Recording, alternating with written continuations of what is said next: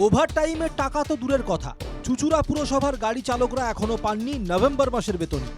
সমস্যা সমাধানে পুরপ্রধানের সঙ্গে আলোচনাও ব্যর্থ হয়েছে। বেতন মেটানোর বিষয়ে কোনো আশ্বাস না মেলায় শনিবার থেকে কাজ বন্ধ রেখেছেন গাড়ি চালকরা। গাড়ি বন্ধ থাকায় ভ্যাটগুলিতে উপচে পড়ছে জঞ্জাল, দুর্গন্ধে টেকা দায় মানুষের।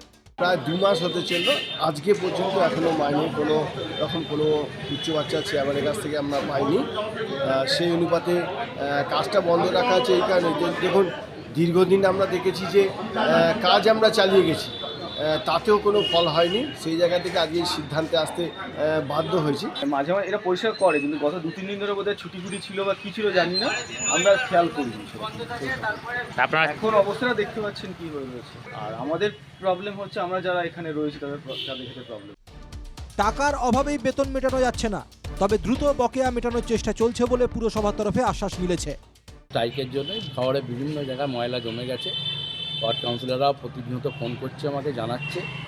আমরা চেয়ারম্যানের সঙ্গে প্রতিটা নিয়মিত যোগাযোগ রাখছি। চেয়ারম্যানকে আজকেও চেয়ারম্যানের ঘরের সঙ্গে আমরা বসে আছি যে সলভ কী করে করা যায়। যেহেতু অর্থনৈতিক অবস্থা দুর্বল, বারবার চেয়ারম্যান বলছে, কিন্তু তাদের দাবি একসঙ্গে মাইনেটা করার জন্য। পুরসভায় ক্ষমতাসীন শাসক দলকে তীব্র কটাক্ষ করেছে বামেরা। তাদের সাফ কথা, মানুষের স্বাস্থ্য ও উন্নয়নের কথা ভাবে না তৃণমূল।